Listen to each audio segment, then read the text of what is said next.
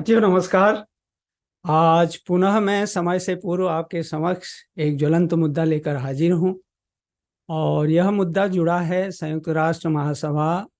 यानी United Nations general assembly UNGA में भारत के विदेश मंत्री डॉक्टर एस जयशंकर की हुंकार से। इसलिए मैंने सोचा कि आपको भारत की इस हुंकार से परिचित कराऊं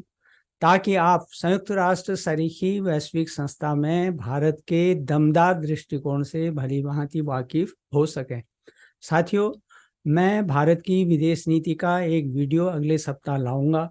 जिसमें मैं आपको विदेश नीति के 1947 से अब तक के स्वर्णिम दौर की यात्रा की सैर पर ले जाऊंगा और इसलिए अनुरोध है कि आप अवश्य अगले सप्ताह उसकी जो है बेसब्री से प्रतीक्षा करें। हाँ तो साथियों, विदेश मंत्री डॉक्टर एस जयशंकर 22 सितंबर 2023 से 9 दिन की अमेरिकी यात्रा पर हैं और उन्होंने 26 सितंबर 2023 को न्यूयॉर्क में संयुक्त राष्ट्र महासभा यूएनजीए के 78वें 78 सत्र की जो है आम सभा को संबोधित करते हुए कई विषयों पर दुनिया के देशों को स्पष्ट और दो टूक शब्दों में भारत का संदेश दिया। हालांकि यह संबोधन 17 मिनट से कुछ अधिक समय का था, लेकिन इस संबोधन के दौरान उन्होंने न केवल भारत की विदेश नीति से विश्व को अवगत कराया, बल्कि भारत की सर्वतोमुखी विकास ऑलराउंड डेवलपमेंट जो है उस यात्रा का भी उल्लेख उन्होंने किया। और इसी माह जो 9 से 10 सितंबर 2023 में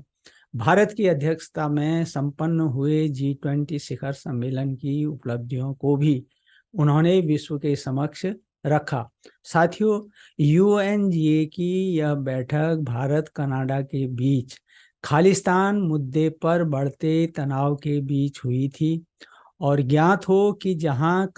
कनाडा खालिस्तानी आतंकियों को संरक्षण देने में लगा हुआ है, वहीं अमेरिका भी खालिस्तान समर्थक चरमपंथियों के प्रति नरमी बरत रहा है। इसलिए ऐसी परिस्थिति में स्वाभाविक था कि कनाडा और अमेरिका के दोगलेपन से भी विदेश मंत्री ने परोक्ष रूप से विश्व को अवगत कराया और कहा कि राजनीतिक सुविधा से आतंकवाद पर कार्रवाई स्वीकार्य नहीं है।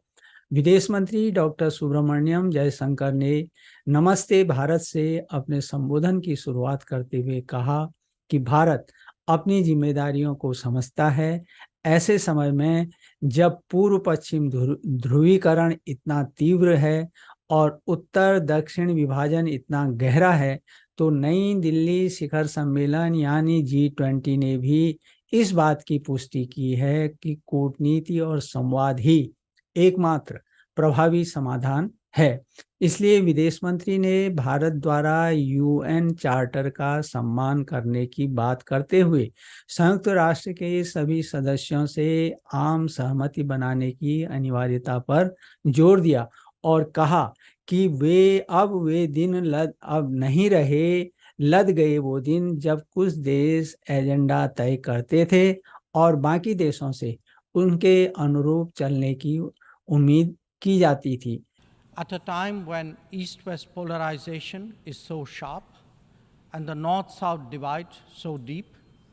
the New Delhi summit also affirms that diplomacy and dialogue are the only effective solutions. The international order is diverse, and we must cater for divergences, if not differences. The days when a few nations set the agenda and expected others to fall in line are over. यह doctor Jaishankar का बहुत महत्वपूर्ण जो है statement था विश्व समुदाय के लिए और खासकर अमेरिका जैसी सुपर पावर के लिए। इसलिए समय की मांग है, उन्होंने आगे कहा कि समय की मांग है कि एक निष्पक्ष, न्यायसंगत और लोकतांत्रिक व्यवस्था सामने आए और तभी यह सुनिश्चित होगा कि नियम बनाने वाले नियम मानने वालों को अपने वश में न कर सकें। डॉक्टर जयशंकर के अनुसार जब हम अग्रणी शक्ति बनने की आकांक्षा रखते हैं तो यह आत्म प्रशंसा के लिए नहीं बल्कि बड़ी जिम्मेदारी उठाने और अधिक योगदान करने के लिए होती है। स्पष्ट रूप से लेकिन परोक्ष में उनका संकेत संयुक्त राष्ट्र में वीटो शक्ति प्राप्त देशों अमेरिका है, रूस है, ब्रिटेन है, फ्रांस है तथा चीन है, इनकी ओर था। और यह भी एक महत्वपूर्ण संकेत था इन वीटो शक्ति प्राप्त देशों के लिए डॉक्टर जयशंकर की ओर से। इसलिए डॉक्टर जयशंकर ने संयुक्त राष्ट्र को सुरक्षा परिषद को समसामयिक बनाने के लिए प्रभावशीलता और विश्वसनीयता दोनों ही को आवश्यक बताया और साथ ही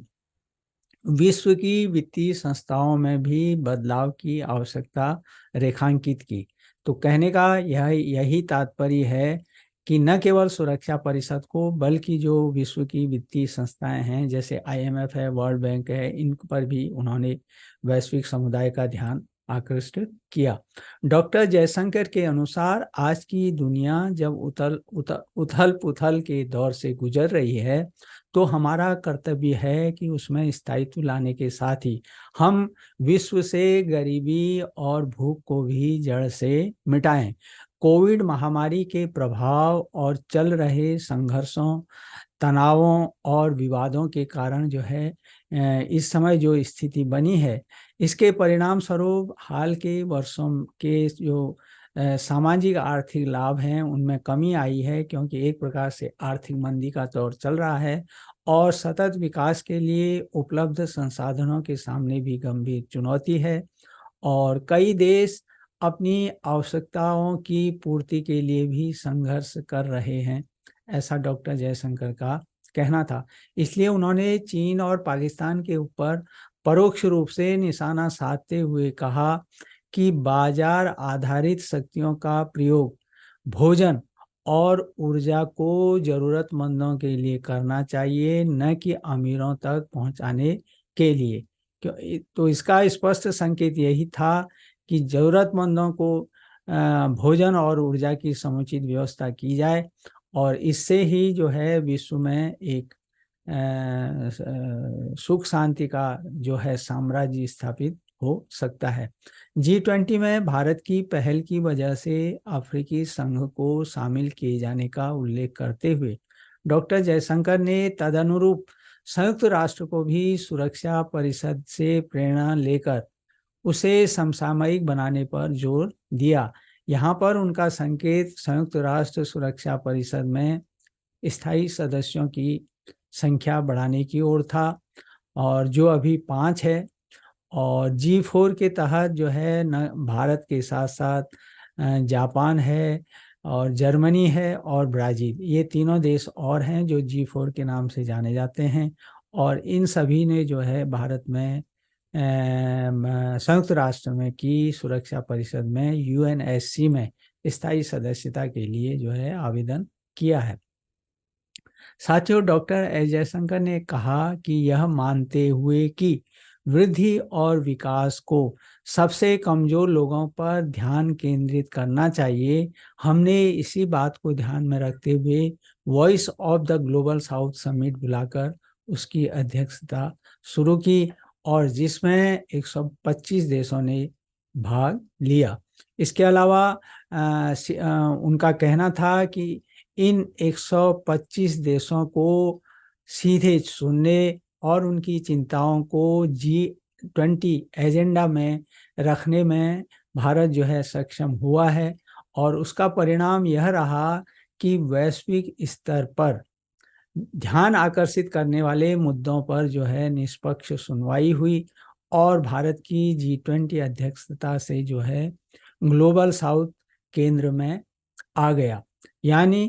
विकसित देशों को समझ में आ गया कि ग्लोबल साउथ की अब और अधिक जो है अनदेखी नहीं की जा सकती।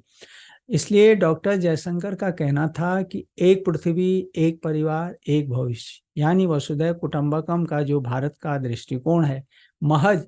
कुछ देशों के संकीर्ण हितों पर नहीं है, बल्कि कई राष्ट्रों की प्रमुख चिंताओं पर ध्यान केंद्रित करने का प्रयास करता है। प्रसंगवश यहाँ पर साथियों आपके ध्यान में लाना उचित समझता हूँ कि दुनिया के संपन्न देश जो हैं, दुनिया के जो संपन्न देश हैं, कमजोर देशों की तरक्की में बराबर बाधा बनते रहे हैं, बाधक रहे हैं। और इसलिए डॉक्टर जयशंकर अनेक मंचों पर पश्चिम के दोहरे रवैये पर खुलकर बोलते रहे हैं। उनके अनुसार जिनका आर्थिक प्रभुत्व है वे तो अपनी उत्पादन क्षमता का लाभ उठा रहे हैं, और जिनके पास संस्थागत शक्ति है वे कई तरह की क्षमताओं का हथियार के रूप में इस्तेमाल कर रहे हैं। तो इस प्रकार से एक ओर जो है आर्थिक प्रभुत्व है और दूसरी ओर संस्थागत शक्ति है, और ये जो पश्चिम देशों का रवैया है उसकी ओर डॉक्टर जयशंकर ध्यान खींचते रहे हैं। इस तरह विश्व जो है ग्लोबल साउथ और ग्लोबल नॉर्थ में अभी बंटा है, और ग्लोबल साउथ यानी जिसे हम वैश्विक दक्षिण के कह सकते हैं, ये देश जो हैं अपनी क्षमताओं का पूरी तरह प्रदर्शन नहीं कर पा रहे हैं, और जिसके मूल में ग्लोबल नॉर्थ यानी वैश्विक उत्तर की बड़ी भूमिका है। ग्लोबल नॉर्थ का तात्पर्य यहाँ पर उन संपन्न देशों से है जो विकसित हैं, जिसमें है उत्तरी अमेरिका है, यूरोप है, इजराइल है, जापान है, ऑस्ट्रेलिया, दक्षिण कोरिया और न्यूजीलैंड इसमें शामिल है। जबकि ग्लोबल साउथ में मुख्य रूप से एशिया और लातीनी अमेरिका के देश शुमार हैं, जिन्हें विकासशील देश कहा जाता है, और उनमें भारत अगुवा है। साथियों, ऐसा भी नहीं है कि ग्लोबल नॉर्थ के जो देश हैं ग्लोबल साउथ देशों की क्षमताओं से परिचित नहीं हैं, और यही कारण है कि जब उन्हें लगने लगा कि बदलती वैश्विक अर्थव्यवस्था में विकासशील कहे जाने वाले देशों को अलग थलग रखकर विकास की इबारत नहीं लिखी जा सकती, तब उन्होंने G7 का विस्तार करते हुए उसे G20 के रूप में परिवर्तित किया। और प्रधानमंत्री नरेंद्र मोदी ने इस भावना को कि विकासशील देशों को पीछे रखते हुए ग्लोबल साउथ के देशों को जो है पीछे रखते हुए हम आगे नहीं बढ़ सकते, इस भावना को प्रधानमंत्री ने स्पष्ट रूप से G20 के समक्ष अपनी अध्यक्षता के दौरान रखा भी था। साथियों, दक्षिण के देशों के पास जो है ये जो ग्लोबल साउथ है इसके पास बड़ा बाजार है, सस्ता श्रम है, उत्पादन की विशाल संभावनाएं हैं, लेकिन इसके बावजूद भी अभी तक विकसित कहे जाने वाले देशों के दोहरे रवैये की वजह से ये अपना पूरा योगदान देने में सक्षम नहीं हो पाए हैं, क्योंकि विकसित देशों के हाथ में संयुक्त राष्ट्र की कमान है। लेकिन अब G20 में जब अफ्रीकी यूनियन शामिल हो गया है, 55 देशों का समूह, तो निश्चित तौर पर इनकी आवाज़ सुनी जाएगी। तो हाँ, तो साथियों पुनः मैं मुद्दे पर वापस आता हूँ। UNGA में विदेश मंत्री ने यह भी स्पष्ट कहा कि विश्व को वैक्सीन देने जैसे भेदभावपूर्ण अन्याय को दोबारा नहीं होना देना चाहिए। साथ ही उन्होंने पर्यावरण कार्रवाई के लिए भी ऐतिहासिक जिम्मेदारियों से न बचने से विश्व समुदाय को सचेत किया। यहाँ गौर करने योग्य है कि हर साल जलवायु परिवर्तन पर सम्मेलन होते रहते हैं, उसमें कार्बन उत्सर्जन में कमी लाने के संकल्प भी दोहराए जाते हैं, मगर विकसित देश खुद इसे लेकर गंभीर नजर नहीं आते, और न ही वे अपनी प्रतिबद्धता के प्रति ईमानदारी बरतते हैं, बल्कि विकासशील देशों पर कार्बन उत्सर्जन का जो है सारा दोष मढ़ देते हैं। और पिछली बार कार्बन उत्सर्जन करने वाले देशों पर मुआवजे का प्रस्ताव आया तो वे उस पर भी चुप्पी साध गए। डॉक्टर जयशंकर ने अमेरिका है, चीन, पाकिस्तान और कनाडा, इनका उल्लेख किए बिना ही आतंकवाद, उग्रवाद और हिंसा पर राजनीतिक सुविधा के अनुसार प्रतिक्रियाएं निर्धारित न करने की अपील करते हुए यह भी कहा कि क्षेत्रीय अखंडता का सम्मान और घरेलू मामलों में हस्तक्षेप का इस्तेमाल अपनी सुविधा के अनुसार नहीं किया जा सकता, यानी इसको अपने हितों के अनुसार हम नहीं मोड़ सकते। एक तटस्थ और निष्पक्षतापूर्ण रवैया जो है यहाँ पर अपनाने की दरकार है। डॉक्टर जयशंकर का यह कहना भी महत्वपूर्ण था कि कूटनिरपेक्षता के युग में भारत अब विश्व मित्र यानी दुनिया का मित्र बन चुका है, फिर चाहे यह वह क्वाड का समूह हो या ब्रिक्स प्लस हो या फिर I2U2 हो। यही नहीं, भारत ने 75 कंट्री जो हैं उनके साथ विकासात्मक साझेदारी भी बनाई है और आपदाकालीन स्थिति में भारत सबसे पहले सामने आया है मदद करने के लिए, फिर चाहे तुर्की या सीरिया में आई आपदाएं हों या फिर श्रीलंका का आर्थिक संकट,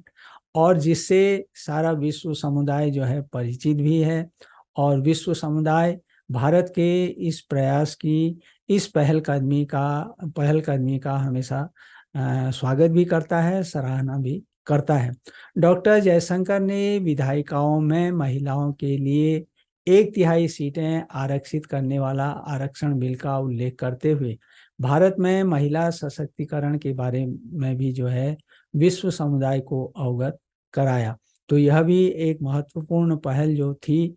उस पर भी विश्व समुदाय को की ओर जो है ध्यान आकृष्ट किया। साथियों, भाषण के अंत में उन्होंने एक प्रकार से श्रेष्ठ भारत,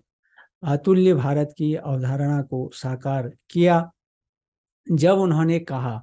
तो उन्हीं के शब्द हैं जिनको मैं कोट कर रहा हूँ, मैं उस समाज के लिए बोल रहा हूँ जहाँ लोकतंत्र की प्राचीन परंपराओं ने गहरी आधुनिक जड़ें जमा ली हैं। परिणाम स्वरूप हमारी सोच, प्रयास और कार्य अब अधिक जमीनी और प्रामाणिक हैं। तो ये डॉक्टर जयशंकर का कहना था। तो साथियों, यही मेरा आज का मुद्दा था जो मैंने सोचा कि आपके समक्ष इसको